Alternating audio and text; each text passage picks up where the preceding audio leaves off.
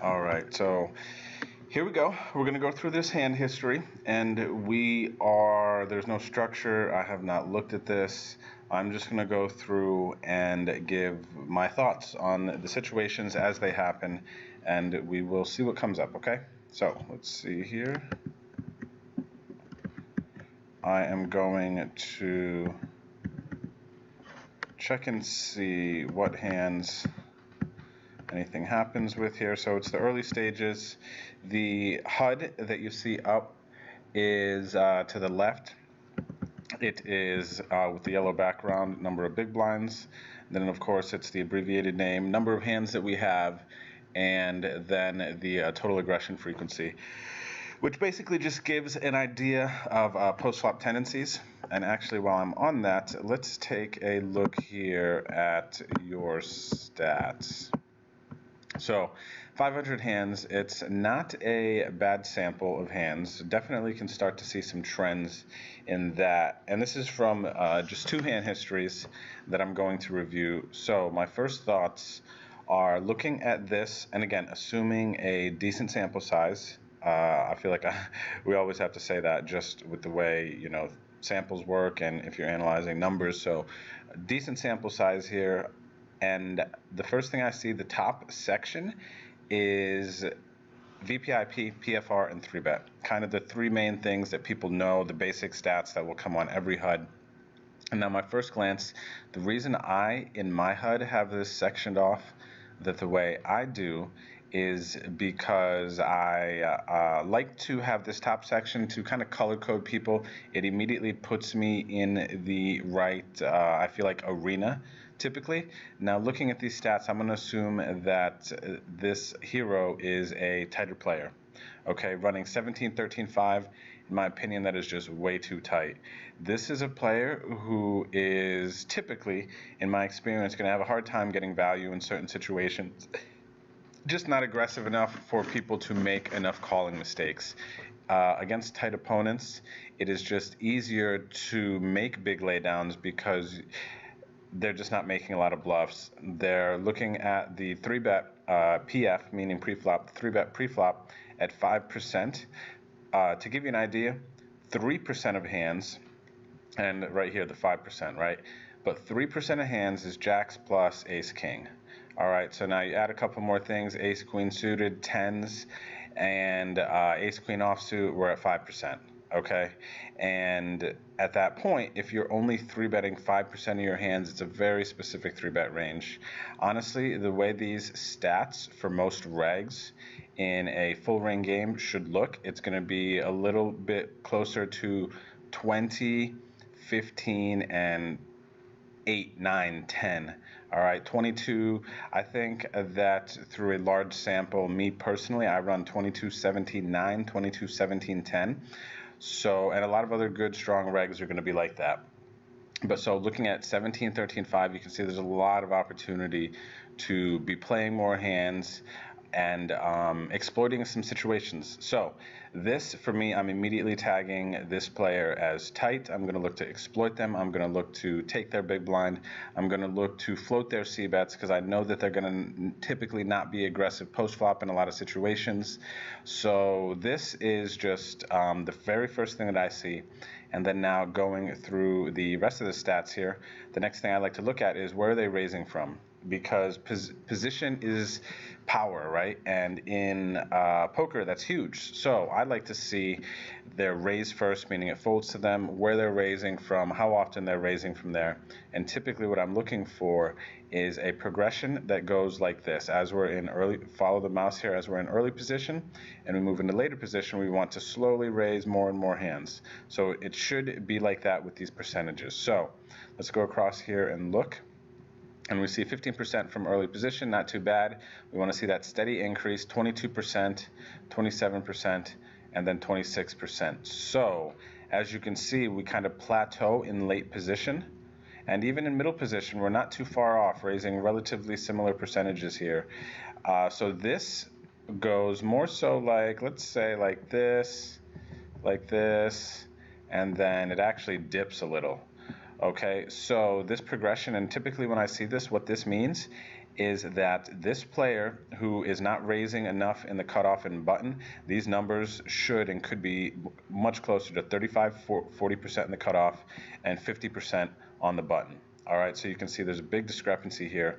And typically what this means is that this player here is a little bit overly conscious of the way that people are responding out of the blinds. They might even be a bit intimidated and concerned about getting 3-bet, and so they choose to just play tighter in late position. A lot of the time I've found that people who don't raise enough in late position are aware that, oh, it's obvious, and you kind of know you're supposed to, and then they start to manufacture in their head that, oh, everybody knows that, and so they're going to fight back at me, they're going to defend, blah, blah, blah, blah, all that stuff. And yes, sometimes that happens, but the fact of the matter is position is power. If you are dipping and raising less on the button than you are in almost middle position or cutoff, that is a problem. Position is power. You need to be applying pressure to the people who have a strategic disadvantage, that being out of position, to you when you're in position. Okay, this is an immediate room for improvement, an area that needs to be focused on raising in late position, confidently knowing what you want to raise fold, what you want to raise call, what you want to raise maybe 4-bet if somebody 3-bets you. But the fact of the matter is, this is a huge issue right here. Okay, again, we want to see this with the positional raising, and we are seeing more like this. All right, so that's the next thing I see. This person is intimidated and scared in late position, and now what that also translates to, for me, somebody who's looking at these things, analyzing and thinking about them, is this person is probably more of a non-confrontational player. If they're going to be shying away from the best position to raise in poker, they're probably going to be non-confrontational in a lot of other spots. Can probably bluff this person off of situations where I know exactly what their range of hands looks like, and that is very problematic if you're playing against good players. So with that said, I'll move on to the next thing. Now, looking at the when they raise first, how often they fold to 3-bet here, 50%, and again, we're assuming a good sample so that you can understand, because yes, if you look at the individual, this is only 8 hands that they've been 3-bet, but ignore that for now for the understanding of, if you're looking at this and you have Poker Tracker and you have a large sample, I want you to know what you're looking for, okay? So assuming throughout any time I'm talking about hands, a good sample, all right? Looking at this 50% fold to 3-bet, very exploitable. And again, it's leaning back towards the non-confrontational spirit, we'll call it. Now let's see here where we're folding to 3-bets. On the button. Literally, we have so much opportunity in late position here that we're passing up. We raise, we get 3-bet, don't know what to do, fold. So again, this is a huge, huge issue. We need to, obviously, as we're growing in poker, we grow our comfortability in situations. We get better and we don't shy away as much. This late position stuff needs to be focused on. Folding the 3-bet, again, kind of just reiterates the non-confrontational spirit that we currently have. Going down here, calling a pre-flop raise, 9%. This is pretty low. This should be probably around 15%. Anything over 20% is typically too much. So calling a pre-flop raise here, we are not calling. We probably have a very specific calling range. It's probably too tight. There's a lot of more hands that we can be flatting and playing post-flop. I definitely know, based on the email that I had received from this hero, that they do need to grow their post-flop game. They're quite aware of that, and you could definitely tell here it looks like a bunch of ranges are not where they need to be. Calling is too tight. Look at this big blind here, only calling 19% in the big blind, and then folding the late position steal 71%, not getting out of line at all from the small blind. So again, not defending blinds, and basically it looks like this player, which we already knew from this top part, is taking a very non-confrontational, shy away from things. Like, honestly, this call, any pre-flop raise in the big blind should be at least 35%. So seeing it at 19, if I were looking at my HUD stats at this player, I am going to raise this player's big blind all the time. I do not care what it is, anything like that. I'm raising, I'm playing this person in position, I'm 3-betting them. Like, there's just so many ways to go at this, and this is because it's too obvious that you're playing a tight strategy here. The limping, this is actually fine, so we're not going to touch on that much. Limp fold. Again, we're limping. We're just shying away from confrontation. Another thing. Fold to flop c-bet 78% of the time. So basically, we're going to connect in some way with the board 2/3 of the time. This fold to flop c-bet at 78%. This is an absolute print against this player. If I raise and this person calls, I do not care what I have. A bet against this opponent who folds to flop c-bet 78% of the time is profitable. Okay, this is way too exploitable. Okay, we're playing way too bashful here. That is just way too exploitable.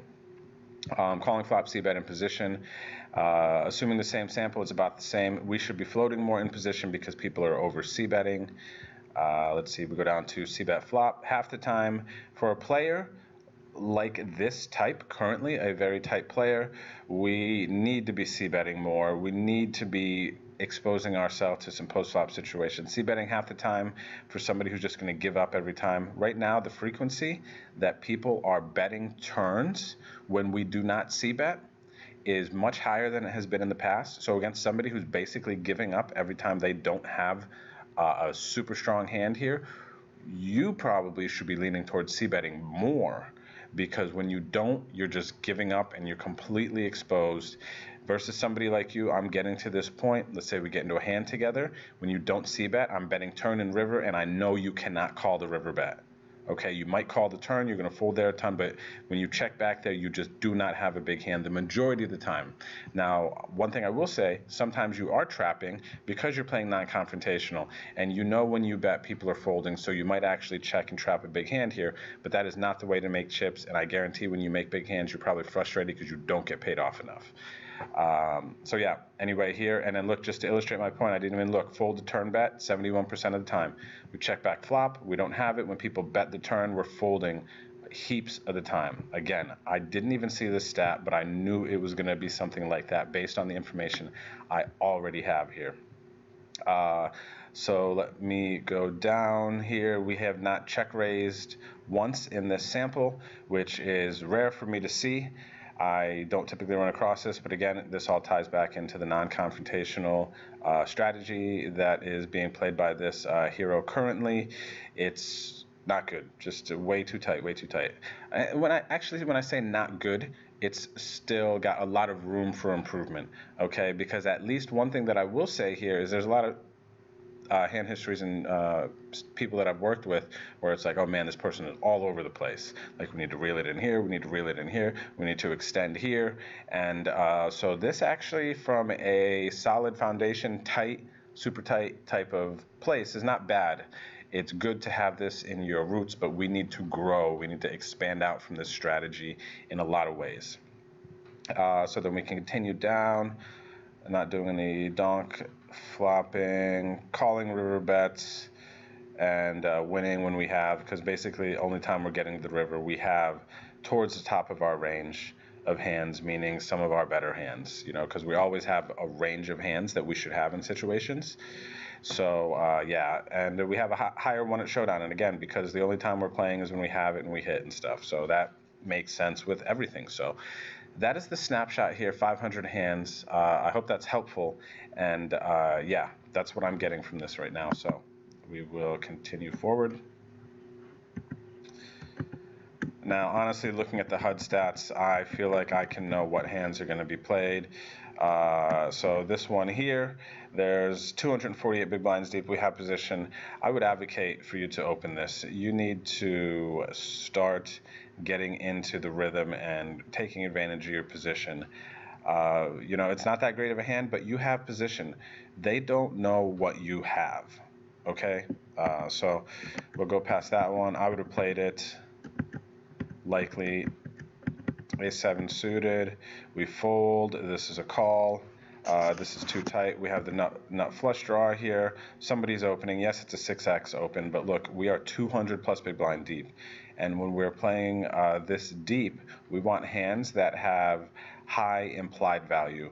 So what I mean by that is that when we hit a flush, we want to make sure we get paid off. When we hit a set, we want to make sure that there are enough chips for us to get paid off for all the times that we miss and we check fold.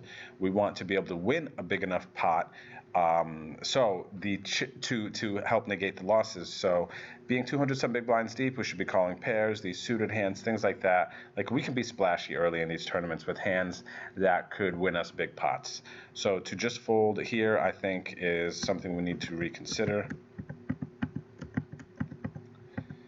All right, big blind, call, call. This is a situation where it's nice to have a pocket pair. Everybody is 200 plus big blinds deep.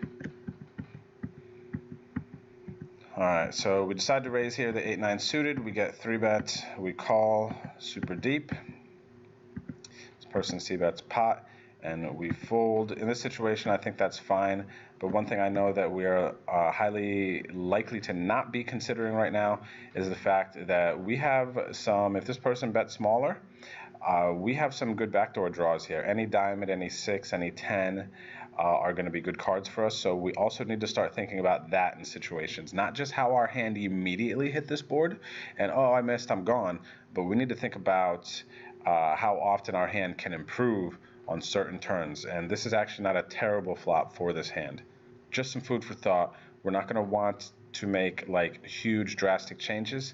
But my goal now with this video, after looking at the HUD stats, is to expand your thinking, to open your mind to some new concepts, and to help you comfortably step out of your comfort zone, if that makes sense. All right. So we got a raise. Okay, we call, good. No, everybody is still super deep. Good fold. We're not playing that. We're not playing this. I would imagine I might get splashy in here with almost position here in the cutoff to a raise. Again, everybody is super deep here. This is a hand that can crush some dreams, but folding it is fine, especially if you're kind of lacking in your post-flop confidence. I think as our post-flop confidence grows, we can start to play more hands confidently. All right, so we raise, we check, they check, we bet, and we take it down. So at this point, I don't know the exact thought process. I'm making a lot of assumptions. But here, I dig it. We could check, and we would check like ace-king, some ace-highs, things like that. The ace comes, we can bet it. When Brizzo checks the flop here, this is a big thing to think about. And the practice here that I will advocate for you trying to think about, because you mentioned you need to figure out how to range people and think about things post-flop, I believe in your email. Something that we need to think about here is putting yourself in other people's shoes. Once you get into that practice, it will help you understand what people are doing much, much better, and it will give you the opportunity to make better decisions from your seat. So one big thing here, I'm just going to keep this one simple to start thinking about. You raise, you check here, and Brizzo 21-23 checks behind. What does that mean? Put yourself in their shoes. What hands would you not check here? And one of the hands that most people would not check here is a Queen X, because there's a flush draw, possible straight draw, overcards. If you had King Queen here, you called a raise. Are you checking this flop? The majority of people are not. So that's what I mean by putting yourself in other people's shoes. So once we do that now, we get to this turn, and yes, they could have an ace, but we very well could have an ace. But one thing to note going to the turn is this person does not, the majority of the time, have a queen.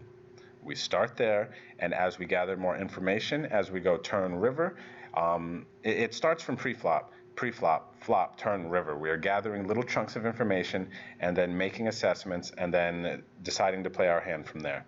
So on this flop, we learned something very important. They do not have a queen, okay? So you bet here and take it down.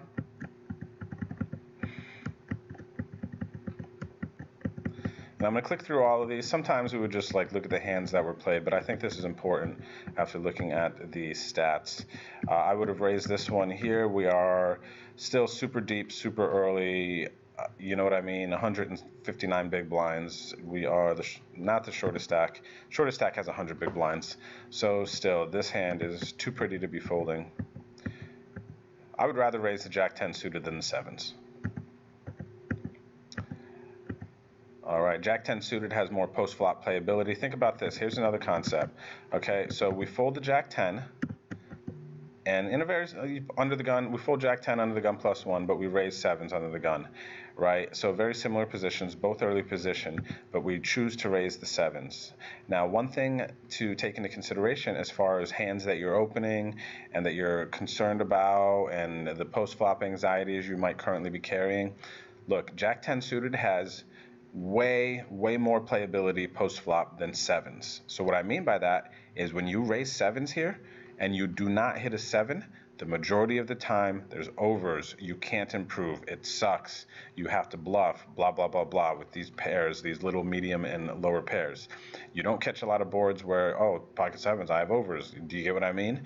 But now with the Jack 10 suited, it is so much easier to play post-flop. Now you can flop flush draws, straight draws, overcards, two pairs, like there's everything. So when deciding what hands you want to play, you have to be thinking about how you can play it post-flop. Okay, so just simply seeing this, raise the Jack 10. If you don't want to raise the sevens, don't raise the sevens. This is fine because you're pretty deep, and sevens is not a bad hand to raise. And a lot of people are going to raise that, but looking at the Jack 10 fold versus the sevens, you need to understand post-flop playability because it is so much easier to play Jack 10 suited than it will be to play sevens. So we get to a flop here. We got a gut shot. We check around, and we let the ace get there, which is fine in this situation. I mean, there's multiple people. Me personally, with the gut shot here, knowing that there's multiple people on this board, I might have c-bet this flop with the thought of very simply narrowing the field. For me, c-betting here and getting past the chip vacuum behind, right, is a win because now I have position on the other two players for the remainder of the hand. I raised under the gun. By c-betting this board, I could still have aces, kings, sets, everything. But when I check this board, just like the example in the queen hand, when I check this board, I'm giving away a lot of information on this super wet coordinated board. What am I saying? I do not have aces. I do not have kings. I do not have a set when you check here. So just some things to consider. Call, defend. It's fine. I know we're folding that. We're folding this. We're folding this. I'm actually just even going to skip some of those. I know that we're for sure folding. We raise the jack, so we get called. Ace, ace, 10. We check. That is fine. We check. Check. I mean, at this point, look, we check the flop. That's fine. I get it. All right, if we had an ace, maybe we check the flop. We get to the turn 10, we check. At this point, when this person checks to us again, it's pretty unlikely that they have an ace. So we can bet here for sure if we wanted to. You know, for what? For what reason? Right? What worse hands are going to call us? Things like that. King, queen might call. Queen 10 obviously calling, but king, queen might call. King, jack is less likely, but it might call. Queen, jack less likely because we have jacks might call. But yeah, you could bet check. This is like a weird board, but anyway, check, and we win versus nothing. It's not a huge hand to take away much from there, but I think it's fine. We choose to raise the queen jack offsuit here over the limp. Okay, so we ISO the limp, which I think is fine to isolate a weaker player. So we'll just stick with that. That's fine. We check because we didn't hit. Bet the turn with for a quarter pot with the open-ended. Now here, I don't know what the thought process is, but when you bet a quarter pot here on this board, multi-ways, don't be surprised when you get called. And you need to be prepared to fire the river. Otherwise, this is some sort of cheap blocker bet, bluff, hope I get there type of thing. Like, honestly, your turn sizings should be much bigger here. If you had a king, now, let me put this to you, and this is another nice practice that you can do. If you had a king, what would you bet here on the turn? Are you betting a quarter with 2 flush draws, 2 straight draws? Are you betting a quarter? Most people's answers are going to be no. I'm betting bigger to protect my hand from all of that. All right? So if you want to represent a king here, bet bigger. You'd probably bet half to 2/3 pot here. I would bet 2/3 pot here to 3/4 pot in this situation all the time, not only with my open-ended straight draws, my kings, my gut shots, like everything that I'm betting here, the majority of the time is going to be 2/3 pot on this turn. And I would advocate for that too here. You don't want to just invite in calls from a 5x, a deuce x, ace 3, jack 9, like all these hands, you are giving an amazing price to get there and for your bluff to not work. And based on what I've seen, I think it's pretty unlikely that you follow through with river bets here. So that makes this turn bet sizing even more undesirable. All right, if you want a one pump and just bet one street here and give up the river, you better put some mustard on this bet here if you want to have any sort of success with it, because it is highly unlikely this gets folds. It doesn't, and then we do fire the river. It's good. We went to half pot sizing. I'm happy to see that at least. We get called by the king 9. We're not folding king 9 here, obviously, for most players, but at least we did fire the river. I think that's a positive.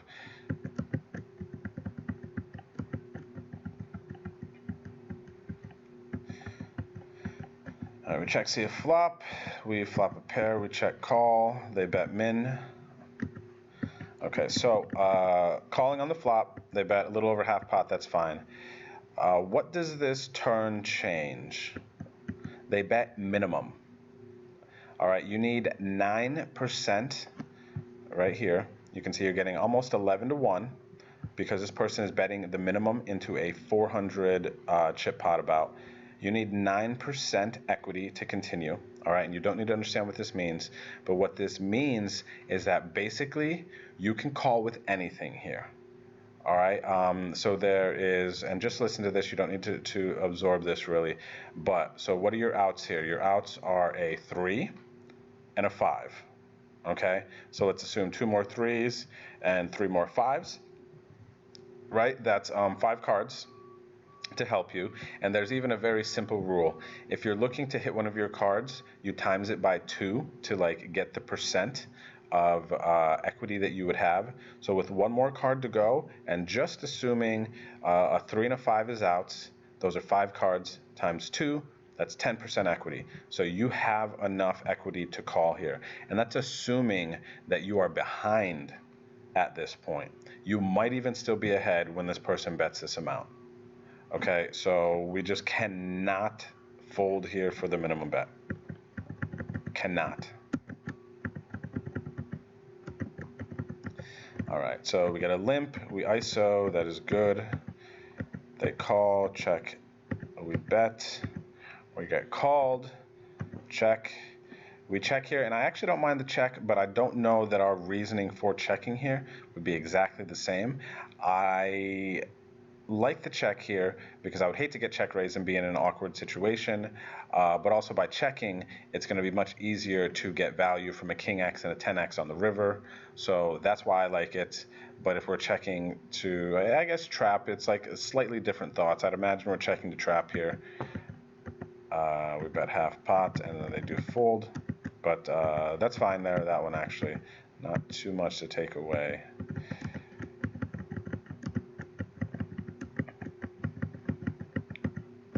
We call, we do not bink.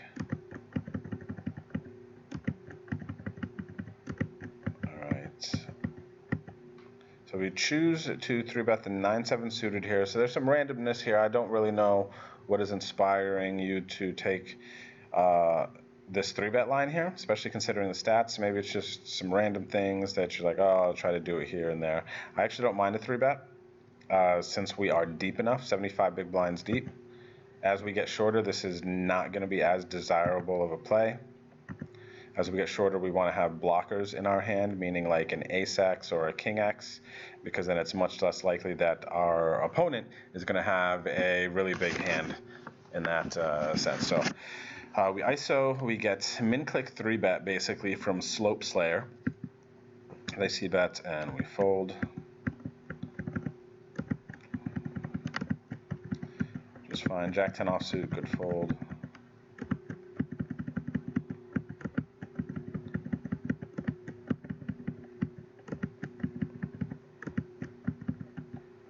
King Queen suited, we open. We check here. This is just a check fold. No backdoor clubs. Now this is a situation we talked about earlier where thinking about what turn cards can help us. What turn cards help us here? There's no club on the flop. There's no backdoor straight draw. We literally just have overs here. What I believe is happening here in flow is that we're getting shorter. We missed. We're getting sick of missing. And we're getting a little bit stubborn here. That's exactly the vibe I'm on with this call here.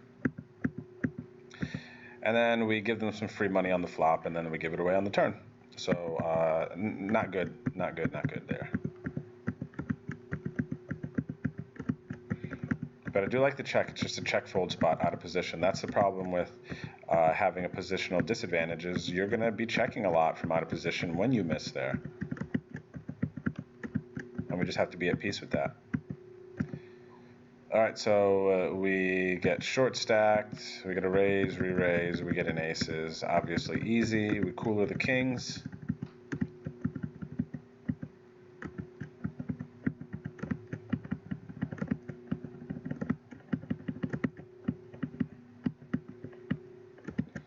All right, good fold.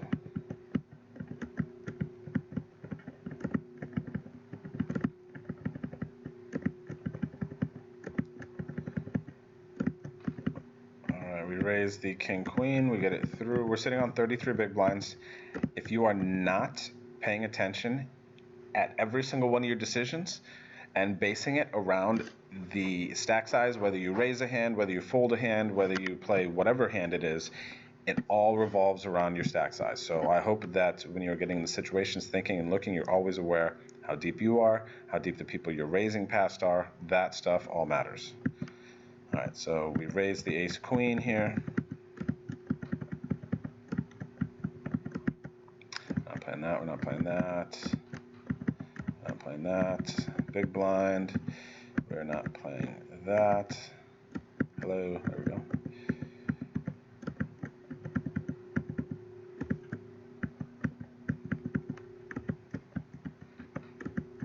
Okay, so doing a bunch of folding here, 23 bigs. Yeah, we can, king 9 suited is getting close to being able to profitably raise there. Get jammed on, easy fold, ace 7. All right, we open, we get 3-bet here, and we fold. That is fine. Ace deuce is a raise fold there. That is a strategically sound play. Raise ace 3, flop top pair, c-bet, get called. Bet again. And I don't know what our thinking is here. I'd imagine we're calling at this point, but we have a lot of, well, obviously you mentioned in your email that you need some help post-flop and some things like that. But we have a lot of discrepancies in the hands we're playing, position we already discussed, but then now also bet sizing is another thing that needs a lot of reworking. So here, half pot, pretty standard, that's normal and fine. We get to this turn, and basically with the flop sizing, it looks like we're setting up a turn shove, but then for some reason they check and we are just like, hey, if you have a straight draw, if you picked up a flush draw, if you have any pair and you'd like a chance to improve, here's a really good price. Okay? You know what I mean? Like, no, you need to be going for max value. You have 2 pair. If they have an ace X, they're not folding. If they have draws, you do not want to be like, hey, look, I'm giving you the right odds. Like, go ahead, call, beat me. Okay, we need to be winning bigger pots. I don't understand what this sizing exactly is trying to accomplish. We bet the flop perfectly so that we could jam turn. We have less than 18 big blinds. So unless we're betting this turn small because we know they're going to blast off or something, you know what I mean? That is a deviation from what I would be thinking that you are thinking based on everything that I've seen so far. So just play straightforward, just jam here, don't get tricky. Obviously you have 2 pair you're calling off. They happen to have ace 10, we coolered them, it is what it is, but still, should have just be jamming the turn. We're overcomplicating things. And I know we're just trying to reel things in and figure stuff out, so I completely understand that. I'm just trying to give it, very straightforward. Let's see, raise, under the gun, we 3-bet. And then we are getting in, and I don't know what this person is doing with the 6-4. That is literally terrible. All right, let's go to the next one. FYI, this is close right here. whether we call or not, it's like 5 big blinds total. You're already in for one. So it's 4 big blinds. You have ace-x. They can be shoving anything. For instance, let's just go here and do this. What hands are we shoving 5 big blinds, putting ourselves in their shoes? What hands are we shoving from under the gun with 5 big blinds? I will actually pull up my snap shove here real quick just to give an exact range that we're going to plug in, and we're going to see how ace deuce is doing versus what they shove here. And also a big consideration, they have 5 big blinds, you have 45. We can call here and it will not impact our stack basically at all. We can still do everything we wanted to do prior. So this is 9-handed. Let's see. All right, and big blinds are 5 and under the gun. So this range that people should be shoving, now not everybody is, it is every pair, every suited ace, ace-7 off, king-6 suited plus, here king-10 off plus, queen-9 suited, queen-10 off plus. These are all hands that this person with 5 big blinds should be shoving. Jack-9 suited plus, 10-8 suited plus, 9-8 suited. So these are the hands that from 5 big blinds should be getting shoved under the gun. Now, if you look here at the percentage, because their stack is so small, we only need 34% equity to make a profitable call. If it's exactly 34%, it's break even, but so let's just see how we're doing here. And again, another thing to consider stack sizes is we are not changing our stack situation. If we had 10 big blinds, calling off 5 is incredibly impactful. If we had 1,000 big blinds, calling off 5 is like a fly. It barely even like recognizes on our, we barely even recognize it. 45 is still similar. Like it's not going to change what we can and can't do. So let's see where we're at. So we run ace deuce versus that range, and you can see this is a clear call. We're at 40.76% with ace deuce versus this range. We only need 34%. It does not impact our stack adversely, so this is an easy call here.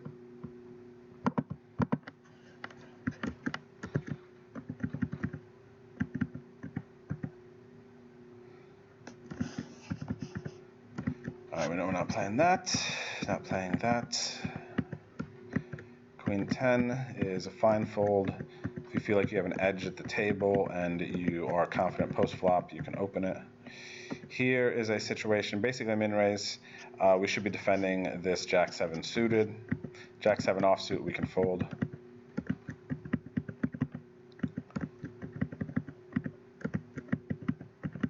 All right, lots of folds. We know that. This is fold. Queens, we got a hand. Raise, a shove. We have 33 big blinds. This is an easy reshove. Okay. Good. Off to the races. We get unlucky. That's all right. Thankfully, it was versus a shorter stack. We have a late position raise and 21 big blinds there in the hijack. This is a shove. I don't know why we're doing this. 21 big blinds. Don't overcomplicate things. Just jam. 20 big blind, even up to, you can reshove to late position raises from the blinds with up to 30 big blinds. Okay, what hand you do that with will depend, but just to give you an idea, you can reshove up to 30 big blinds. 25, 20-ish is basically the standard 3-bet reshove kind of stack.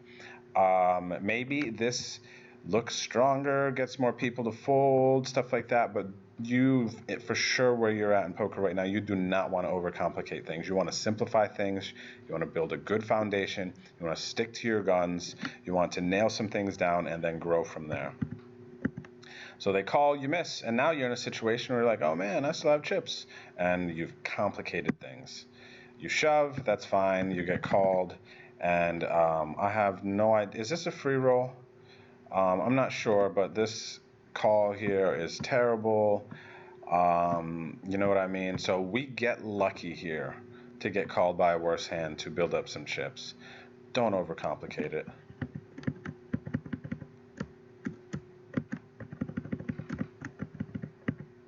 Ace-4 suited, got a raise there. Easy raise. Now, counter argument to raising Ace-4 suited here. But there's shove stacks behind.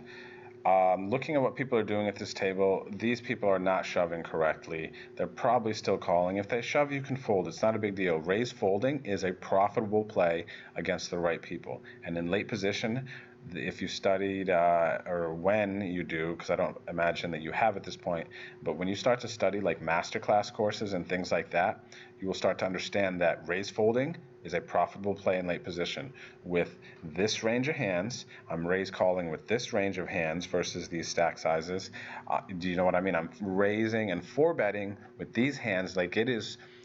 There is a structure. There is a range of hands that we can profitably raise and fold. Even though we are folding, it is a profitable right play. So this is one of them. You have to raise. But to get to the point that I'm talking about with some of those things and ranges and all this stuff, you have to get the foundation down. You have to keep things simple. And obviously it takes time to learn there, find the roadmap, and get to know that stuff. So I'm very conscious of that, but I'm just trying to feed you anything I can right now so that you can grasp. At the end of this video, I want to get a response from you via email, what questions you have, what hits you the most, blah, blah, blah, blah, to grow from there. I'm going to look for that. And actually, I was going to just drop both of these videos and send them to you, but I'm not now. I'm going to send you this first one.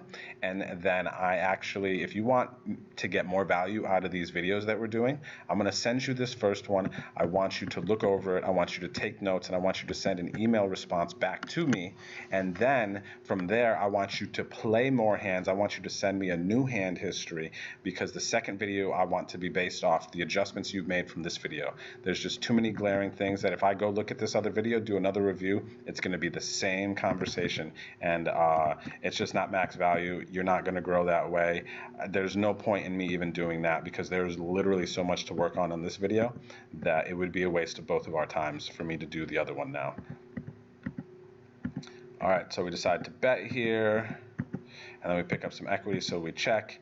And now at this point, this person's double checking. They do not have a king here. They might have a jack. They very well could have a missed draw themselves. They could have a 6. If you're betting this flop and you want to continue to represent a hand, don't check the turn because you picked up a double gutty.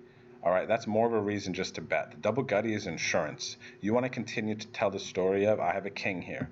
All right, if you had a king, what would you do here? You would bet flop. Probably not even the sizing, I'd imagine. You'd probably bet bigger. And then if you had a king on this turn, are you going to check it? No, you're probably going to bet again. So if you want to represent and tell a story, don't look at your hand. Think about what you want to have somebody else believe you have, if that's helpful. The fact that you picked up another straight draw is insurance for when you do get called on this turn again. But guess what? If you double barrel here, people will fold a bunch. Check, check. They have pocket 2s, and this is where it's painful when you're just trying to make hands. Okay? Don't play your cards, play the players. We raise and get it through.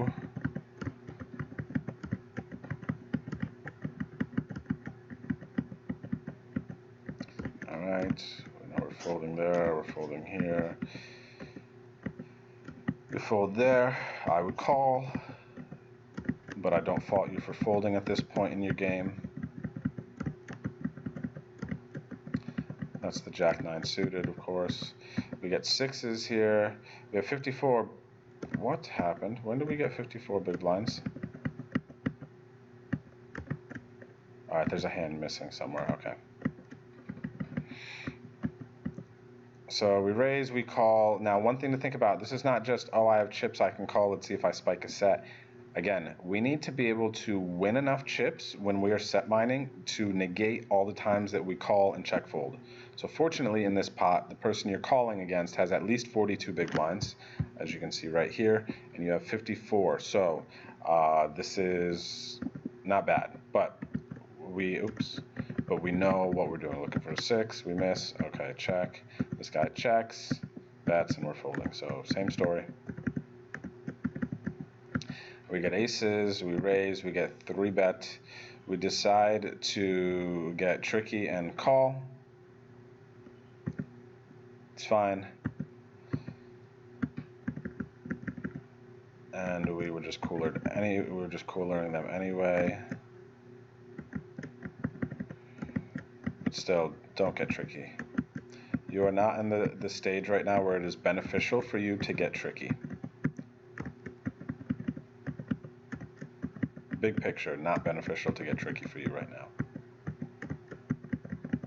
Trust me, people are making enough mistakes. If you just play straightforward and solid poker, you will make money. Overlimping here, I don't know why, but once we overlip, we leave ourselves open to getting exploited. I would isolate this player and go from there. Check, check. We bet half pot and we get snap folds. We don't need to bet half pot on this board texture. Sizings is another big conversation we need to have.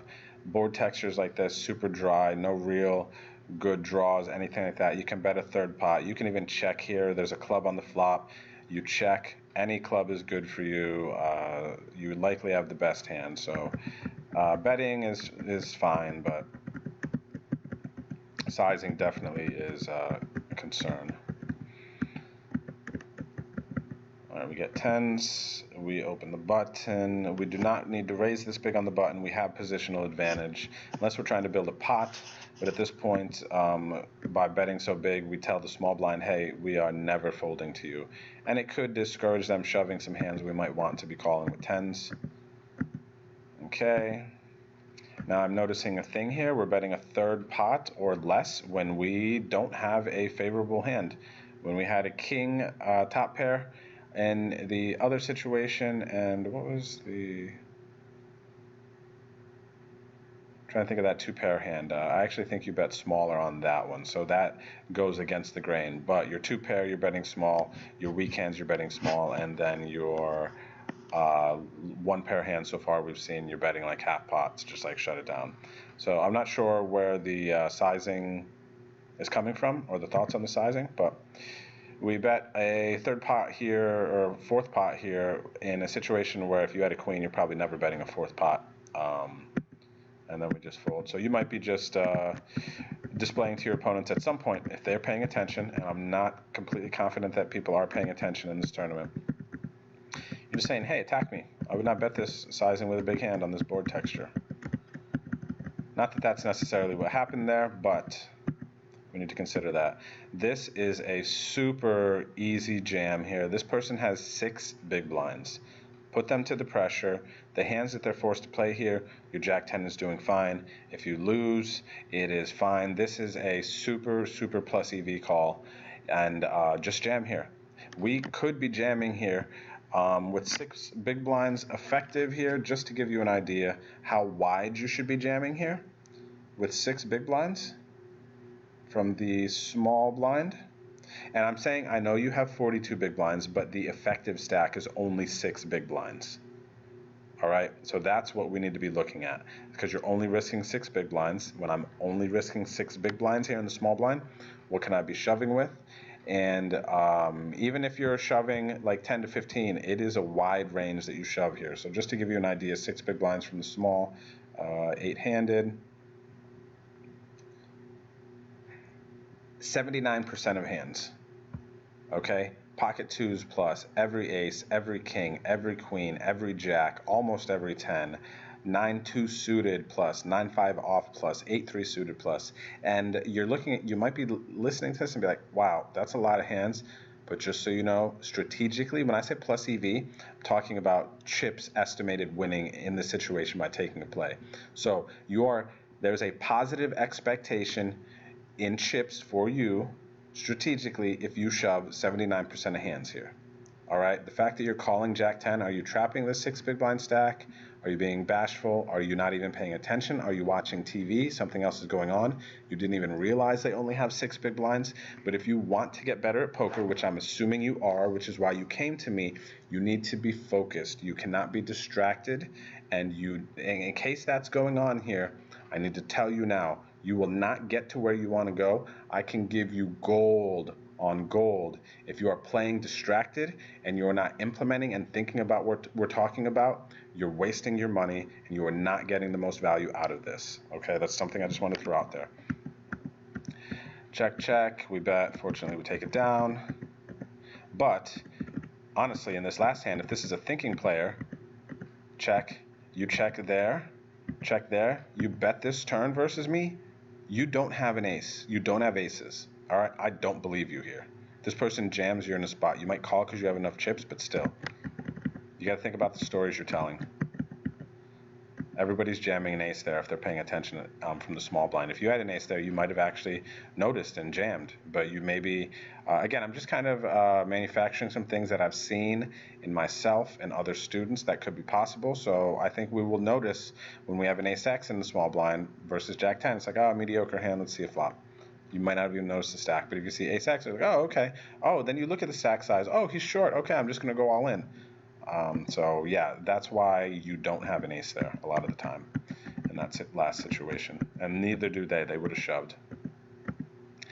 We raise the king jack, we get 3 bets, and we fold. Raise the queen jack here. You really don't necessarily need to raise queen jack off from early positions here at all, especially as your stack's getting shorter. It's a bit too loose and aggressive. Also, folding king jack here would be good. So need to look into opening ranges that you should be doing, because we know that we are unsure of what hands we should be opening from where. But you should take a piece of paper out. You should write down by positions, early position, middle position, late position, get on YouTube, study videos, and get an idea of what you want to open from where. Need to look at your shoving ranges. Google a Nash shoving chart. It will show you what I just looked at and how I told you 79% from the small blind you can shove. That information is all readily available on the internet. 35 big blinds on the button with queen 9 offsuit. That is a raise.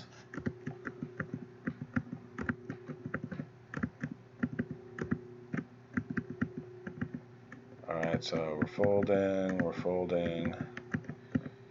We get a raise from death trips. We're folding. All right, so we are just looking for our all-in hand here, I'd imagine. This person shoves.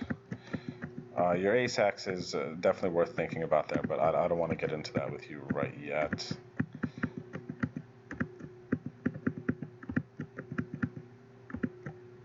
All right, let's see here. 10 big blinds from middle position with ace 4. Let's get an idea here. We are sitting a 9-handed. We have 10 bigs. And we are +2. Yep, +2. And we ace deuce suited. So any suited ace we shove here, and ace 8 offsuit. So it's a good fold. Just to give you an idea though. Here, this is 1,000,000% a call. Let's see what happens. Okay, good. You can see what this guy's shoving from the small blind. We just talked about this. You can be shoving very wide and should be. Like, this isn't like, oh, look at this donk is shoving 10-4 suited from the small blind. When I see this, I'm like, this guy understands their ranges. This is an aggressive-minded opponent. They get it. There's going to be people who look at this and see this 10-4 suited and say exactly what the first thing was, and then there's going to be the better thinking players who go, okay, he gets it. Do you see what I'm saying? Call and fold.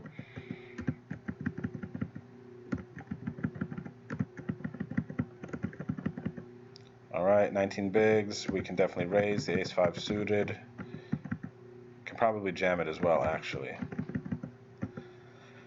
Late position open from a aggressive opponent that we already know. Ace 5 here, I would jam versus this person. They're just going to be folding a ton. We've already seen that we know that they're aggressive.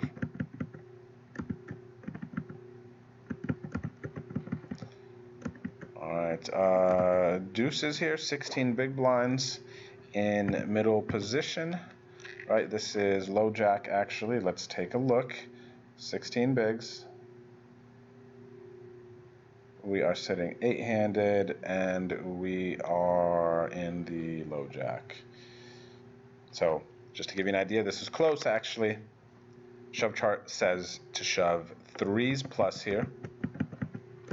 And it is unexploitable. You will be making chips by doing these unexploitable shoves.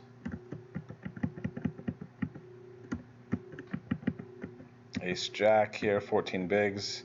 We're overcomplicating things again here. Now, there is some value in doing what you're doing, but you are not there yet, in my opinion, okay? Thinking from a growth standpoint, keeping things together, not having things all over the place. This is something that is going to be detrimental to your big picture by overcomplicating things here. Yes, this can look like we're creating fold equity and that, oh, this is strong, this guy's never folding, blah, blah, blah, blah, but this is not where you want to be in terms of growth right now with these tricky plays. Shove here. Fortunately, you hit the flop, they call, and they had that, but again, it's all just fortunate. You need to shove there. It doesn't matter if they would have folded and blah, blah, blah, blah. None of that matters. Not right now. All right, so let's see here. So now we're going to blind down for a while and then have to get it in. 9-7 suited, we should not be calling here. Yes, it's pretty, but we are too short stacked. We hit a favorable flop again, and then we fold when we hit favorable flop versus a big stack, probably late position or an aggressive opponent who it gets checked to. Why would they not fire here? They bet small here as well. I even like a peel more than a fold. Like if you're going to call here and you flop one of your like top tier type of flops, how are we not calling when someone gives us an amazing price here? So just don't call pre-flop. I mean, if you're not even going to call when you hit a top tier flop for your hand, flop to pair in an open-ended straight draw. All right.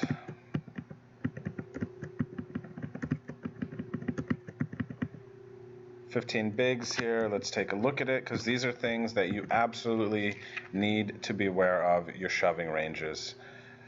9-handed, 15 bigs, under the gun. Ace-9 suited plus, Ace-Jack off plus for shoving here.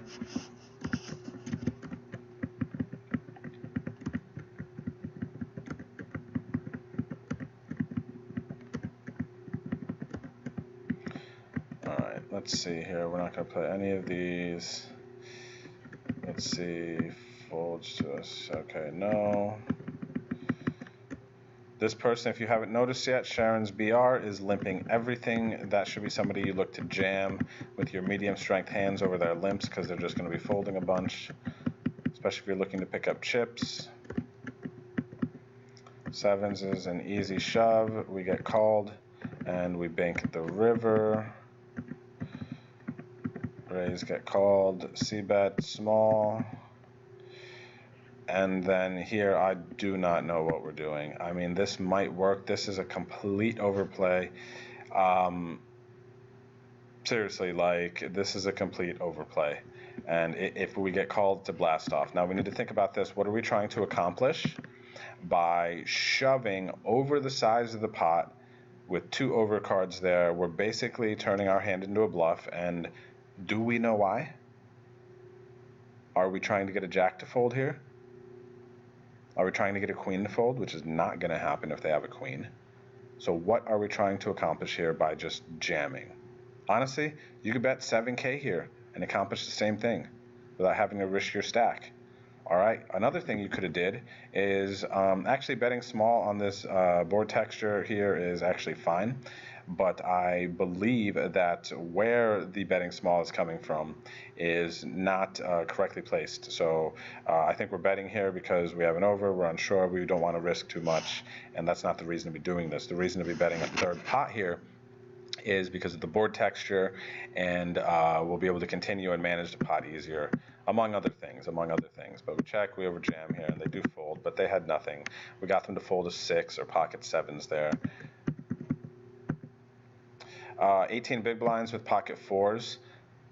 Yeah, we got it through, But guess what? When we get called, every single board sucks. We only hit a set 10% of the time, less than that. Maybe it's 11 or something, 11% or less, whatever. And the 90+% of the time, when we miss, we're check folding.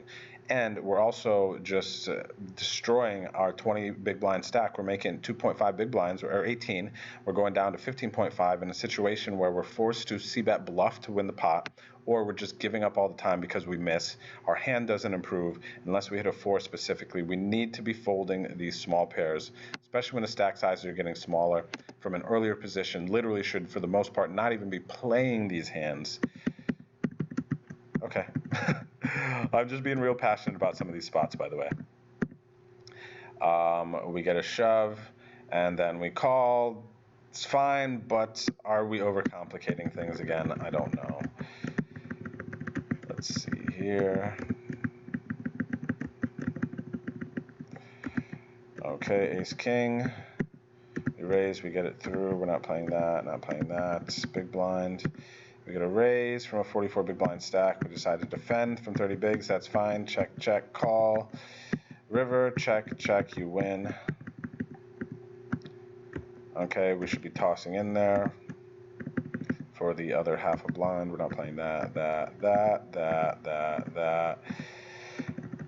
All right, so we go here. We got to fold small blind. We can jam over this button open if we wanted. They only have 22 big blinds, but we're going to fold. Fold. Let's look at this. We decide to raise. We get called twice. We bank a flop. We bet small here. Totally fine. It's actually good on that board. Raise ace jack. That's better than the 4s. Call them in raise. They bet pretty big, and we hit a pair, and we fold. I don't know why. We should at least be calling 1 here, unless we have a super specific read that this person only bets when they have it. But they min raise from the small blind. They're going to c-bet a high percentage of the time when people raise. They're going to c-bet and over c-bet. Obviously, you are not, but you cannot project that onto other players that they're playing and thinking the way you are, because the majority of players are not playing the way and thinking that you are. You're playing way too tight. So whatever your thoughts are, please do not project those on other players. All right. We will continue here. Not playing that.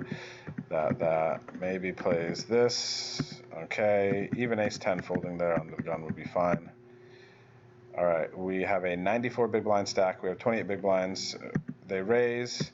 C-bet, or the 3-bet sizing here, way too small, out of position. As a general guide, you want to be going 4x, so you should be making it at least 24, or 4 times 7, what is that, 3, 7, 21, 28?